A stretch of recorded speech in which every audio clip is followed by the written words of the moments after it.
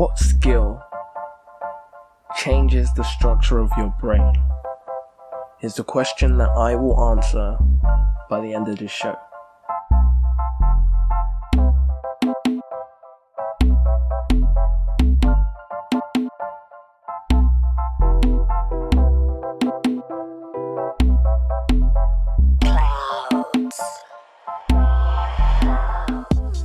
Hello, and welcome to the second episode of The More You Know Mondays. The more you know, the more you grow. This week on the show, I'm going to be talking about the Winter of Discontent. And already with the name, I'm sure there's a lot that you have to say about it, and there's a lot that I want to say about it. But before we even get into that, you know what we have to start with.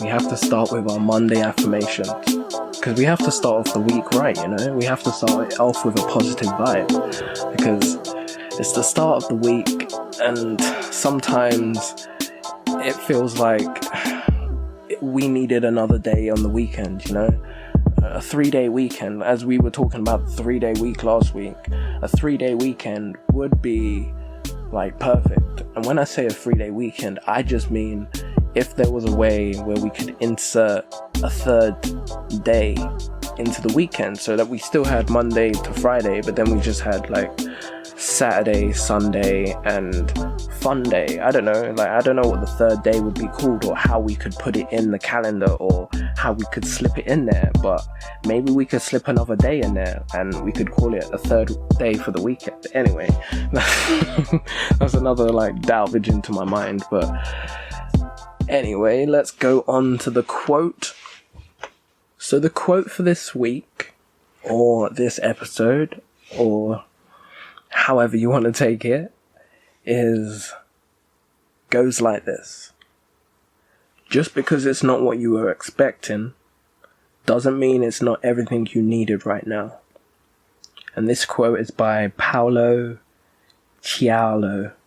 And I probably butchered that name, but the spelling of how it's all spelled and his name and everything will be in a post that I post maybe on Tuesday on the My Opinion Means Nothing Instagram page. So if you're not following that, make sure you follow us at My Opinion Means. But I think this quote is really interesting and I take it in heed, because it's really quite motivational to me. It makes me think about my failures and how I shouldn't just see my failures as, man, I failed at this, let's forget about that thing, obviously I'm bad at that. No. Maybe I need to just work harder at it. Maybe I just need to train better. Maybe I need to look at the situation differently and approach the whole thing in a different way to better achieve my tasks.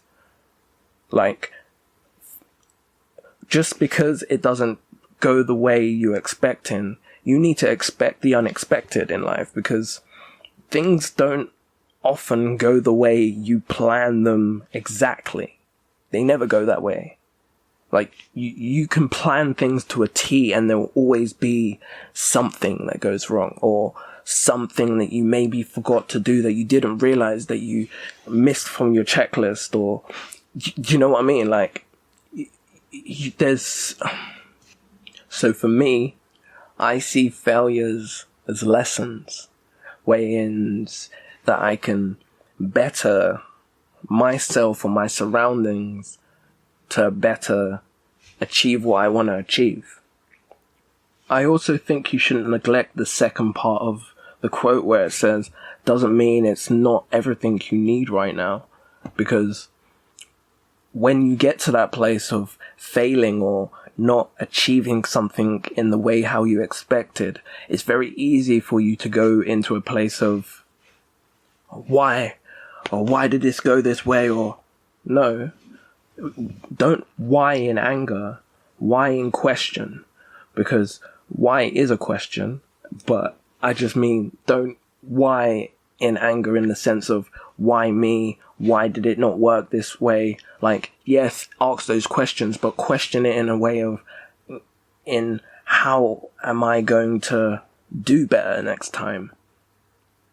Don't be so mad at yourself, because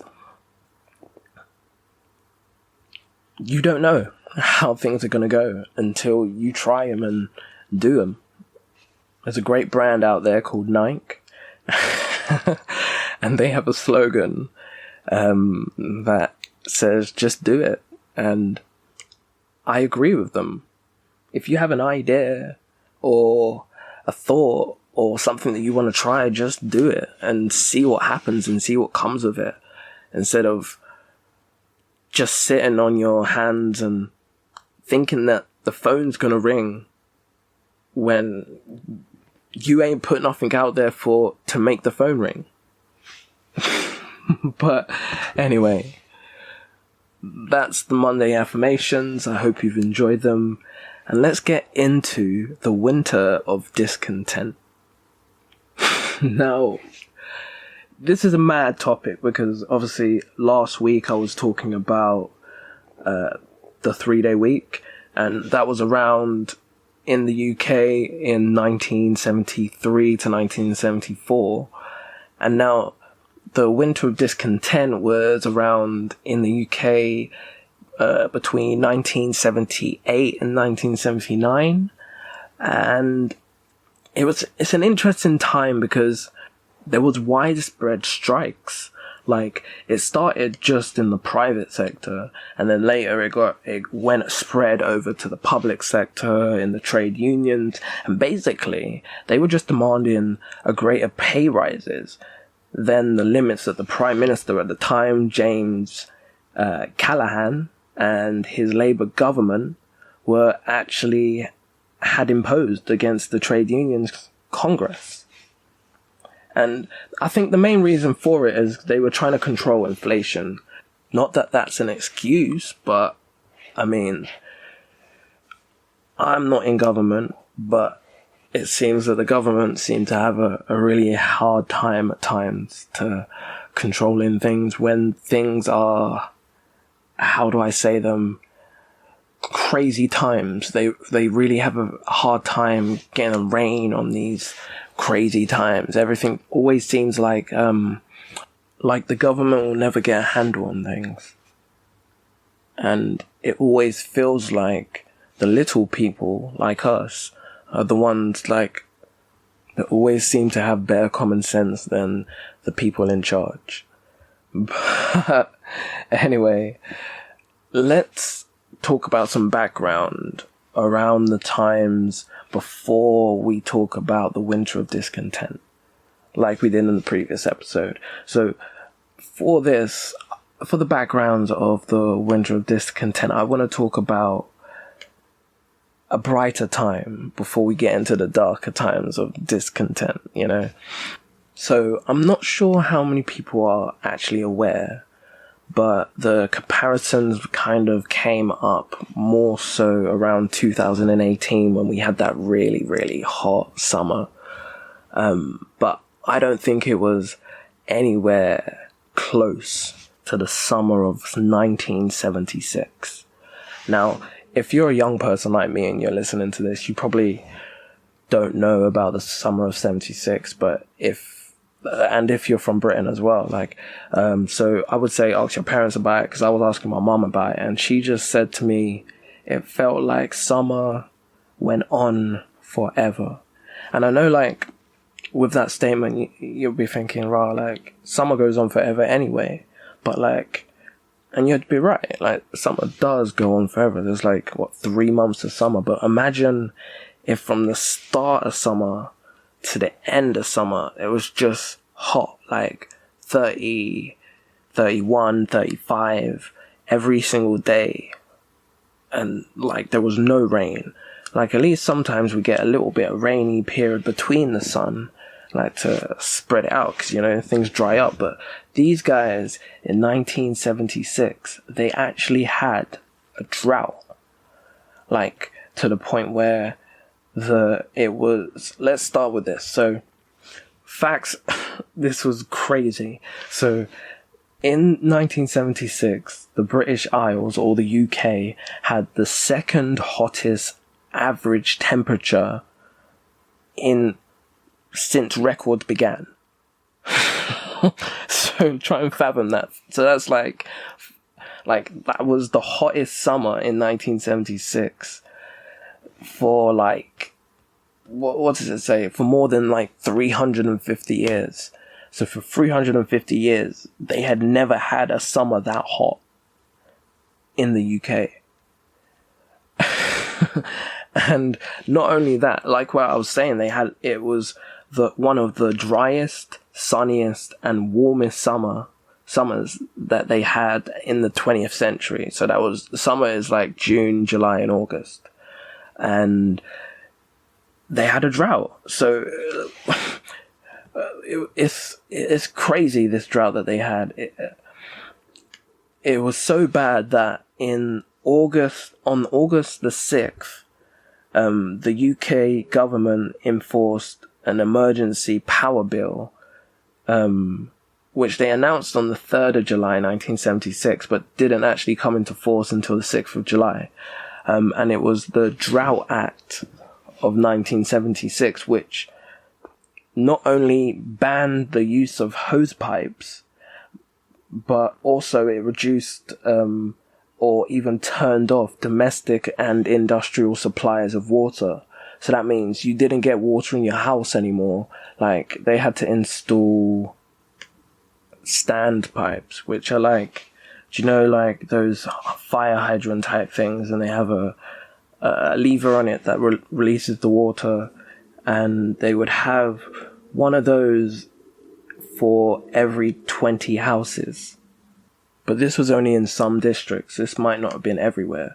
And this is when it really got to the worst of things. Like, I read somewhere that it said, like, in August of 1976, it got so bad that they were looking like they had, like, about 90 days of water left in London and about 80 days of water left in Leeds. And the slogan around those times was "Save water, bath with friends." But you laugh and I laugh, but you can imagine, like, times must have been real. Like imagine reservoirs were like drying up, and we talk about like end of days. Like, that must have been kind of looking like end of days, because like water is something that we don't really think about as much because it's always there. You know, like, if you need water, you can go to the fridge. I'm sure most people have like water in the fridge, or you can go to the shop, you can grab a bottle, or there's water in your tap. So like, it's one of those commodities that you wouldn't think about it being missing, but if you didn't have water, there would be so much you couldn't do. And especially if water was being rationed, like, you couldn't maybe have a bath when you wanted to, because you had to go out. If you were in a certain district and it had a standpipe, you'd have to go outside to the standpipe, fill up some cartons full of water, and then take those cartons back to the house, and that would be you for however long. Like, you would have to ration that water. Imagine it was only 2 cartons per house, so maybe you couldn't even wash every day. Maybe you had to ration when you could wash. So for me, just thinking about that, that's a mad concept. That maybe 50 years ago, there was a time where water was scarce, and they were come to a point where they had to enact a drought bill, or a drought act even, so that they could ration water so that the UK could survive. And as I think about kind of comparisons, there's a part of me that thinks about this comparison of how things could get to that point again now. Like, I don't know. For me, when I was growing up, I remember winter being so much colder than it is right now. And summer wasn't anything. We didn't really have much of a summer. we would be lucky if we got a week of sun. But since I've been an adult, I remember these hot summers, like the last couple of years, like summer's been so hot, and then the winter on the other end has just been so mild like it is right now, and it makes me feel like, could there be a possibility that the same kind of things that were happening back then could be happening again now, and could we have a drought again in the next couple of years? Is that a possibility? Because as I was saying, even with the Monday affirmations, like, our failures should be lessons. Not saying that the things that happened back in 1976 was a failure, but it's a thing that, like what's happening now, no one could fathom it happening until it happened. And then while it is happening, we need to now think about how we can prevent anything like this from happening again and affecting us so badly. And like, you can't really plan for the unexpected. You can only hope that you can put enough in place for future generations so that they are able to weather a storm against future tides. But like I said, you can't really plan for the unexpected. The unexpected just happens, and then you have to deal with it, and it's how you deal with it which is what we're judged on, really. And I think it's kind of also important to look at more so the effects that the summer of 76 actually had on Britain. Because it's not just, oh yeah, it was hot, yeah, we could enjoy the sun. But also it had like lasting effects on like wildlife and farms. Like if there's no rain, then like how do you expect crops to grow if there's so much sun? And if there's just crops, if there's no crops that's grown, then how, what is there to harvest? And you can't feed the people if there's all this sun, you know what I mean? So it affects, like, it's great, the sun is great, but you need a balance of sun and rain.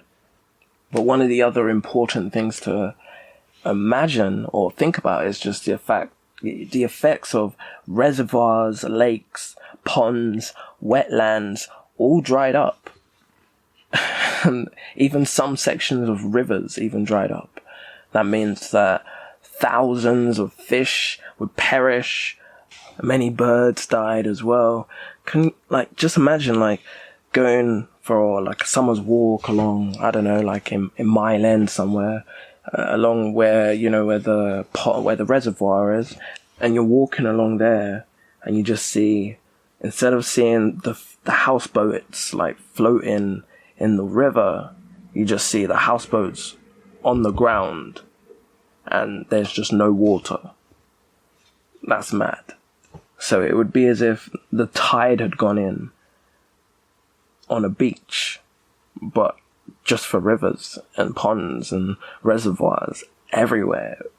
It would be crazy. Or it must have been crazy, I should say, because this actually happened. I'm thinking about it, and when I'm saying as if, like, it's a thought or an idea that could have happened. No, this actually happened. And let's go into some more crazy facts from the 70s. So I was looking into some more other facts. So did you know that Stephen King made his debut as an author during the decade of the 70s? In fact, he released his first book, which hit the shelves in 1974, and the name of his first book was called Kory. Also within the decade of the 70s, he also released his big novel, The Shining, in the 70s as well. And I also think it's a fun thing to mention that though his first debut book came out in 1974, within 2 years they had the book the book, the film for the book out in the theaters. So imagine that you're a brand new author, your book hits the shelf in 1974. It's a hit from the moment it hits the shelf. Everyone's buying it. Then 2 years later, you've got your first movie for your first book that you've just released. That's no wonder Stephen King is so successful. Like the first time he touched pen to paper and created his first story, it was a hit. From the moment it hit the shelf to the moment someone picked it up and they read it, they're like, whoa, this guy knows how to write. Anyway, another fun fact from the 70s is that in the 1970s, it was also the start of the Earth Day celebrations. So the first ever Earth Day took place at the start of the 1970s, and the aim of Earth Day is to help encourage people to learn more about the world around them and how they may impact on the environment. And it's funny that, not funny because obviously this is a thing that everyone should do, learn more about the world around them, and figure out ways on how they can impact and better the environment.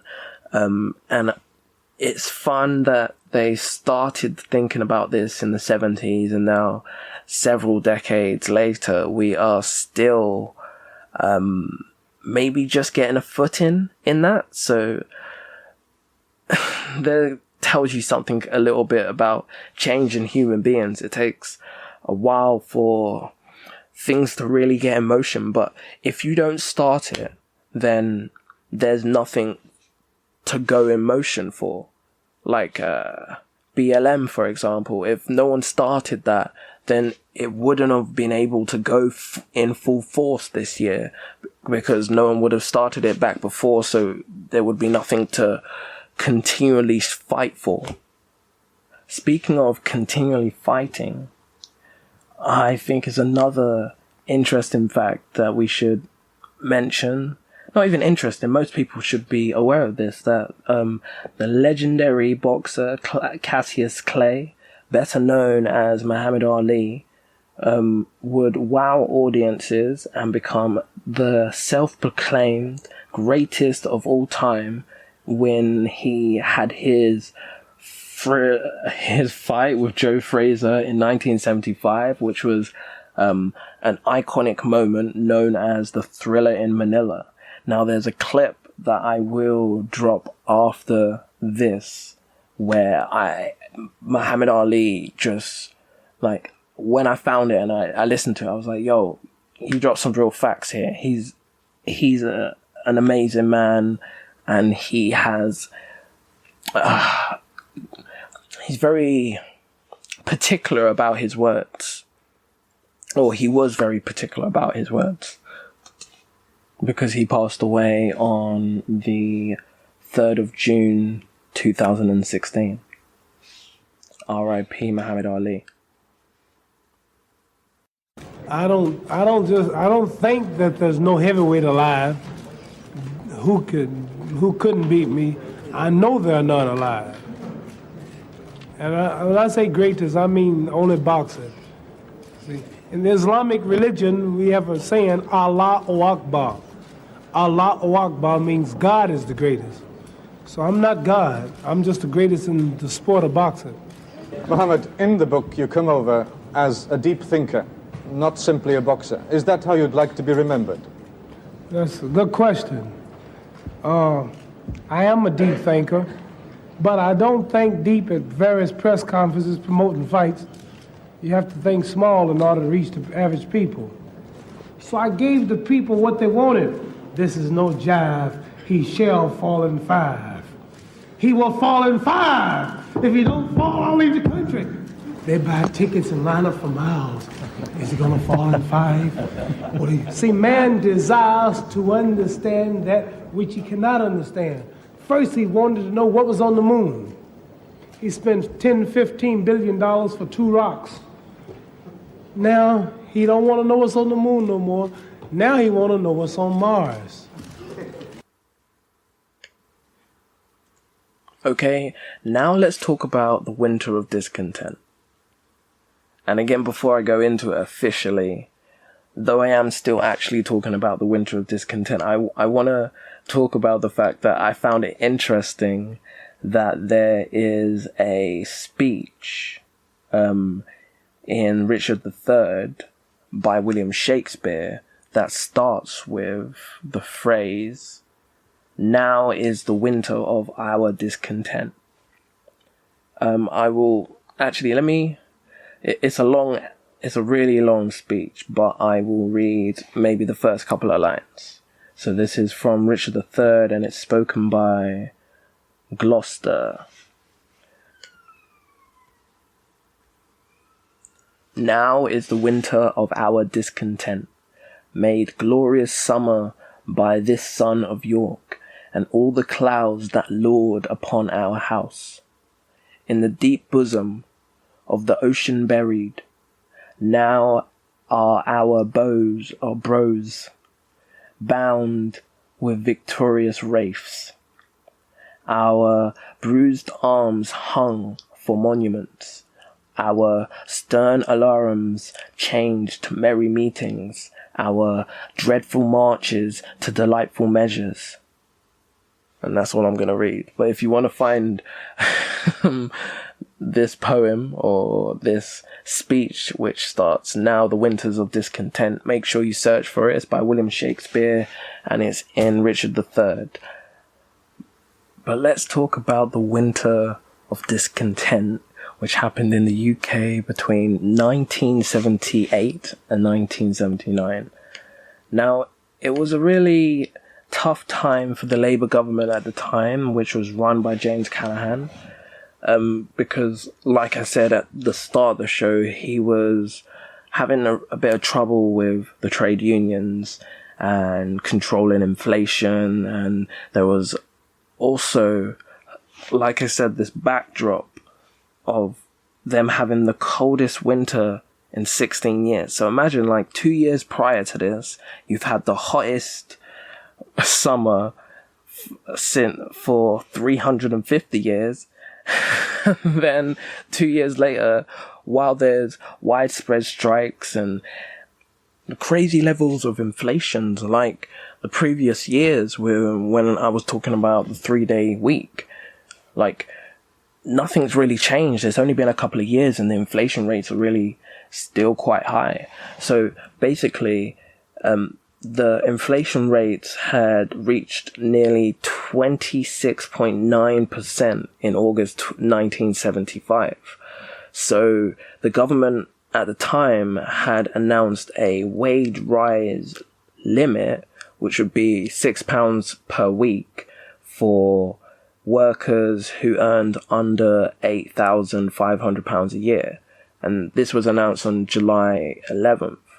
And the Trade Union Congress General Council soon voted in favour of the proposals.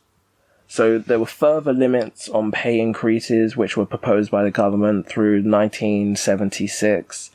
And in 1977, around July time, it was announced that free collection bargaining between employers and unions would be slowly phased back in, which wouldn't have been too bad, but the problems come where by 1978, like, inflation had kind of more than halved. So the trade unions were kind of hoping that the government would just take away the limit altogether, but instead the government introduced this new wage limit which increased wages by 5%, which was obviously rejected by the trade unions, who weren't expecting it, but like 5%, they were expecting it to just be cancelled altogether. So it's kind of interesting to think about, really. And another interesting thing that I think that we should touch on during the Winters of Discontent is, while obviously there was a crazy battle between the trade unions and the government, and obviously the inflation, there was actually meant to be an election that year, but the Prime Minister at the time, James Callaghan, decided to, and obviously the government, they decided to push the elections back to the following year, so 1979, which was the year that Margaret Thatcher came into power. But I think it's an interesting point to mention because, interestingly enough, did you know that the UK was meant to have their elections this year, but obviously because of the pandemic and everything that's happened, Boris Johnson and the government have decided to push the elections back a year to 2021. And who knows what could happen. Hopefully we get a shake-up of something different, because I don't want another 4 years of Bojo. Sorry. But let's just go over something I said previously. £6 a week. Can you imagine? So think about what the national minimum, what's it called? National minimum wage must have been. Can you imagine? Like, if you're getting £6 a week, what you get in an hour?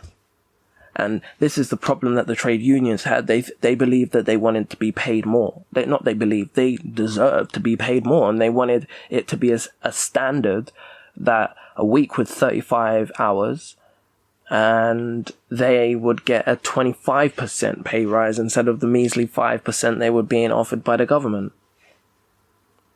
And until they agreed, they went on strike, which is what they did, and till they got their matters heard. And there's a very famous quote that was put in the Sun newspaper at the time, where James Callaghan is very adamant that nothing is even wrong. Nothing's going on. He even goes as far as to deny that there is mounting chaos happening in the country. And he has this very famous line, like I said, that was quoted in the headline in the Sun newspaper that says, "Crisis? What crisis?" And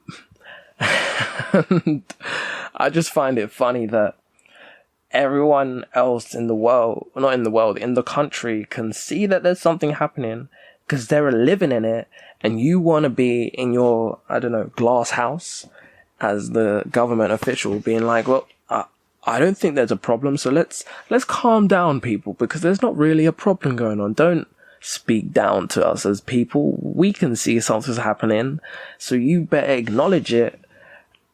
Otherwise, there's going to be a change in government, and that's what happened, unfortunately. Labour lost all their seats, and then it was another run for Conservative.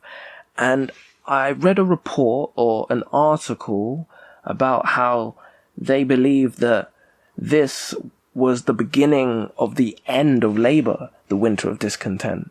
They believe that this was kind of the first step of Labour's downfall, which is kind of reflected in the fact that it's after James Callaghan and Margaret Thatcher takes over, the Conservatives would be in power for 18 years before we would see the likes of Tony Blair in 1996. And that's bizarre. You see, it's bizarre, but then at the same time, it's kind of very reverent of British people, because if you wrong us as government, and you're in any position, like look at the Liberal Democrats when they went in a coalition with the Conservatives, and that was in 2010, and that was David Cameron and Nicholas Clegg, and we were expecting the Liberal Democrats to hold up on their side of the bargain and what they were pushing for, and because they never had enough seats that in Parliament, they weren't able to get everything done the way they wanted to do it, because every time they would put something forward, I guess the Conservatives would be like, bam, not on my watch.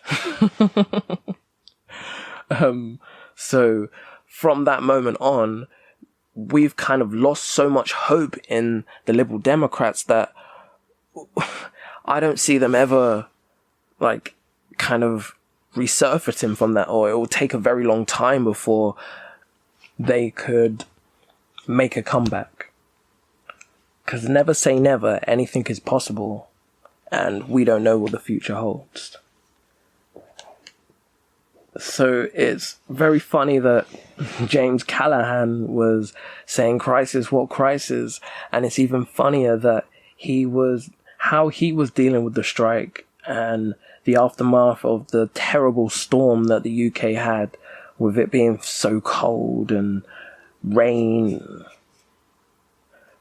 He was in the Caribbean, and although he was attending a summit with the US president at the time, Jimmy Carter, the German Chancellor, Helmut Schmidt, and French President Valéry Giscard d'Estaing, and I'm pretty sure I butchered that name, and I'm really, really sorry. But he was swanning off in another country in the Caribbean, instead of in the country sorting out what was happening, which is, obviously, it's no surprise that he then got the Labour chucked out. But if you think about it, I really want to kind of look back and thank the people that stroke is, what's the plural? No, I don't think that's the right word. Striked back then. Back in the 70s, the guys that striked, and they were striking for wage to be right, and us to have the right pay rates. I really need to thank you, because if it wasn't for you guys, we would not be having the pay privileges that we have nowadays. And they were just fighting for a minimum of maybe £60 a week. Like, they were fighting from £6 to 60. That's all they wanted, man. It shouldn't have been too hard. But like with most things, unless you're, I guess, in it, you don't know how hard things are until you're there doing the things. So, I mean, although it's easy for us to judge, we don't know what the full constraints of being in government are. Not that it's an excuse, and I'm sure it is possible, but it's just something to think about. Along with the Winters of Discontent, because they had strikes, they had chaos, they had snowstorms and crazy weather, and by the end of January, there was probably about 90,000 Britons who were receiving unemployment benefits, which, if we compare to now and the crisis that we're going through with the pandemic, we probably have many more than that who are on furlough. And that's one thing I worry about, kind of how the economy is going to bounce back from this. Are we looking at maybe a possible recession that could be coming? Is there going to be a drought sometime in the future soon, in the next couple of years or so? Is the economy going to crash? Let's hope not. But these things from the past are kind of like good omens that we should look at, but be warned about, because although it's happened and we've got over it, it could always happen again. And though by the end of things, the government did manage to have a proposal for the trade unions that they could accept, and they were able to agree, and there were no more strikes, but it took a while, and everyone had to compromise in areas which could make things better for them, and to keep the country running, really and truly. And that was the main thing of it. It was cold, they had mad storms, mad strikes going on, and everything was so crazy that they had to wind it in, make things work again. Which is hopefully a point that we'll get to again with everything that's happening with the pandemic. And although us being in lockdown, it's crazy and it's hard, there will be a time when we get back to normality in some sort of way. I just had a flash and thought about how mad, like, the underground might have been in 1976 during that crazy heat wave. So, and I'm also thinking about it because post kind of 2020, 2019, any kind of times before that, like, it would be normal for the underground or trains to be packed and people be squashed up against other people, and that was normal. And now, 2020 onwards, like, thinking about that, I can't even imagine something like that. That kind of freaks me out, imagining all those hot bodies against you. I mean, you need, without social distancing, no masks? Like, that sounds crazy to me. But another crazy thing is the answer to the question that I posed at the start of this episode. What skill can be used to change the structure of your brain? And fun fact, that skill is learning. Yep, learning. Learning is the skill that changes the structure of your brain. It's a crazy thought to think that something that we only usually do at the beginning part of our life, and then we kind of don't usually do as much in our later life because we're not forced to study. We're not forced to learn. Like, although it's not a forcing thing in school, you have to want to be there to learn, but school is kind of like the workforce of your young life, and not workforce as if you're working, but like you spend most of your time from 9 to 5 in Monday to Friday at work. And it's the same with school, although it's, I don't know what hours are they at school? 8 till 3 or 3:30 or 4 o'clock, but it's still the same kind of concept. It's about 8-9 hours with a little break in between, so about 6 maybe, but you're still at school for the majority of your life and then when you become an adult, you're at work for the majority of your life. So nothing really much changes between from adolescence, from young life to being an adult, but like the structures or the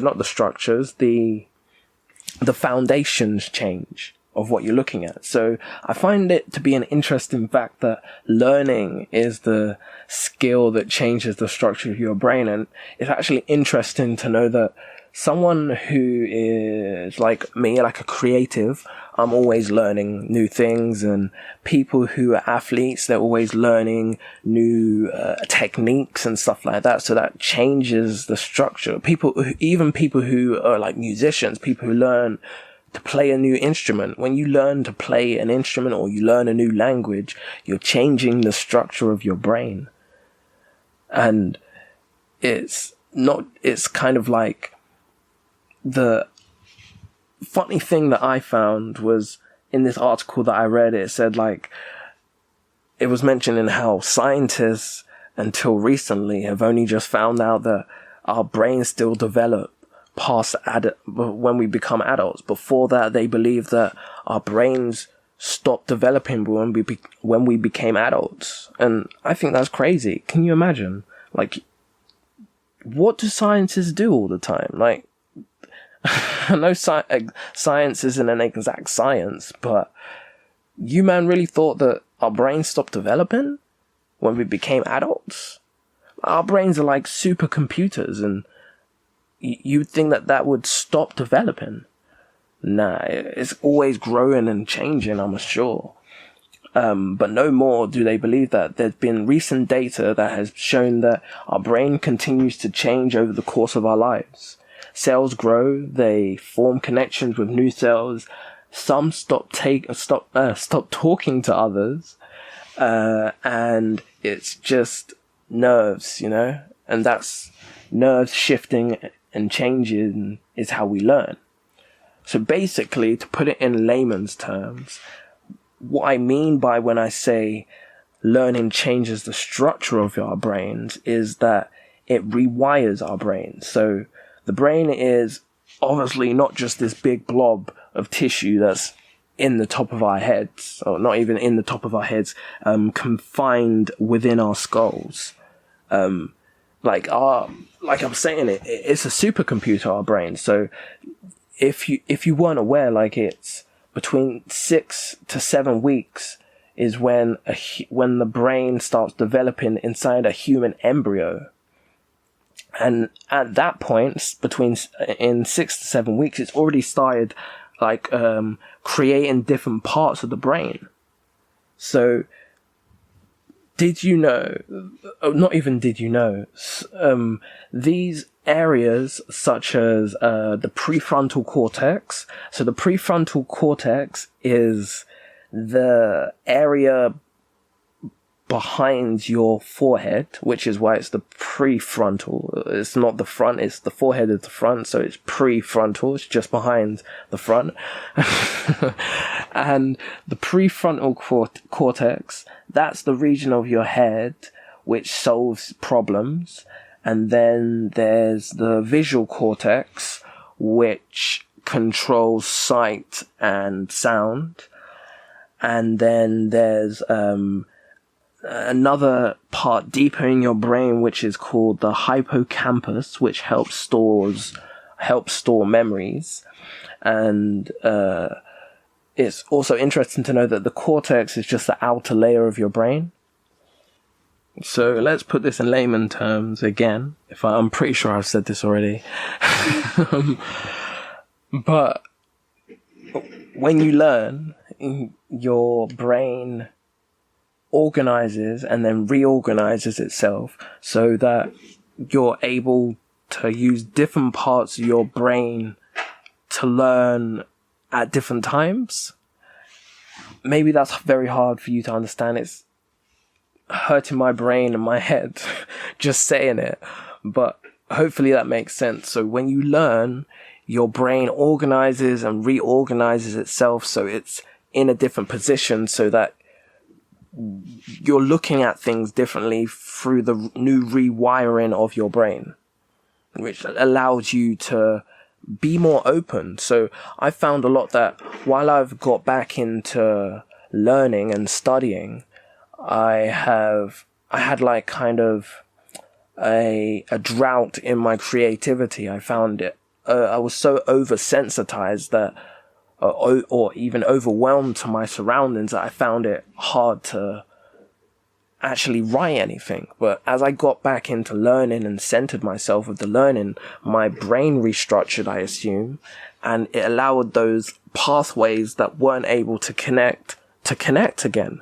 And I was then able to create new things and come up with new ideas and write write more content.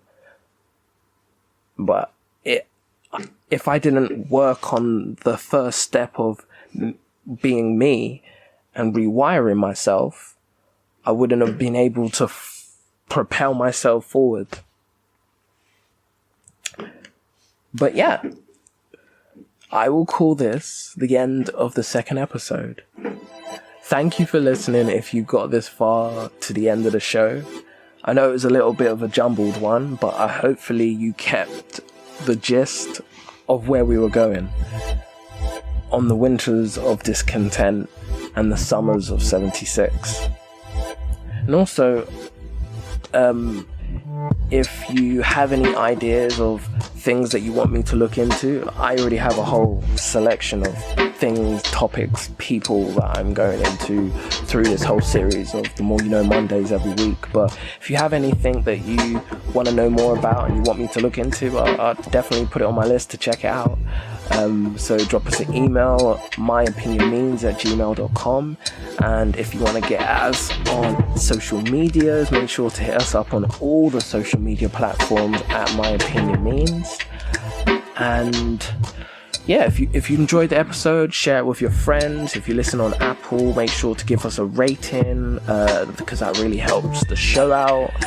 If you listen to this as a podcast, audibly on YouTube, make sure to give us the thumbs up and like and subscribe. Oh, and drop a comment, because that also helps.